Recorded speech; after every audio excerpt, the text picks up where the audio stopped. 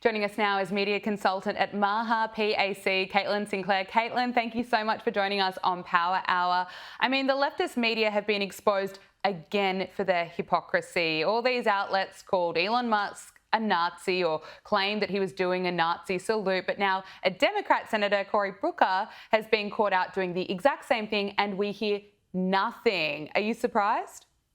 No, not at all. The hypocrisy was put on full display last year during the 2024 election, during the campaign. And here's the truth. Neither Elon Musk nor Cory Booker, who's the Democrat that was being accused of the Nazi salute, neither of them are Nazis. And that is not what this story is really about. To me, the story is really about the hypocrisy, what the media refuses to touch on, which is the blatant and exhausting double standard that exists for conservatives versus Democrats. Of course, when someone like Elon Musk even so slightly said that he was MAGA or supporting the conservative movement, they launched an entire campaign against him. But when a Democrat does something that would have destroyed somebody on the right, they look the other way. So the story is not about defending a gesture. It's about exposing this rigged game, exposing this hypocritical machine. It's about how broken and biased the narratives have become. And the American people are quite frankly fed up. And that's why we saw the results we got on November 5th. Absolutely. And the more you pay attention to it, the more you see it. This is just another example. And if it's not the left-wing media that's, campaigning clearly against Trump, against RFK Jr. or Elon Musk, you can always count on celebrities to try and do that. This time, rock star Bono has made a complete fool of himself, going on the Joe Rogan podcast, claiming that 300,000 people have died because of USAID cuts or because of Doge. Now, Joe Rogan politely reminded him that Doge exposed USAID for money laundering. Take a listen. 50,000 tons of food that are stored in Djibouti, South Africa, Dubai, and wait for it, Houston, Texas. And that is rotting rather than going to Gaza, rather than going to Sudan. For sure, there have been a lot of organizations that do tremendous good all throughout the world. Also, for sure, it was a money laundering operation. For sure, there was no oversight. For sure, billions of dollars are missing. In fact, trillions that are unaccounted for, that were sent off into various, they don't even know where because there's no receipts.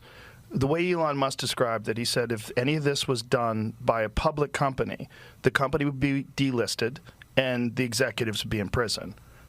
Yeah, and Elon Musk also weighed in, posting on X that Bono is a liar and an idiot and 0 people have died. It seems that Bono got this figure from a speculative model built by Brooke Nichols, a mathematical health modeler at Boston University, projecting what could happen as a result of the cuts. But Caitlin, what do you make of this rant on the Joe Rogan podcast? I mean, this claiming 300,000 people died from USAID, the cuts is just irresponsible. But Joe Rogan is right. This was a money laundering mess with 0 oversight. And that is exactly why we had a disruptor like Elon Musk go in the first place. Bono's not fighting poverty. He is fighting for his narrative. His sob stories are just to cover up for this corruption. We see this all the time from Hollywood, all the time from these very privileged people on the left. Donald Trump and Elon Musk are investigating the corruption. They're exposing the rot, and he can't handle that. A lot of the Hollywood people can't handle that. I'll give Joe Rogan a lot of credit, though, because it really struck me Rogan's superpowers here were on full display. As a journalist, you can relate to this.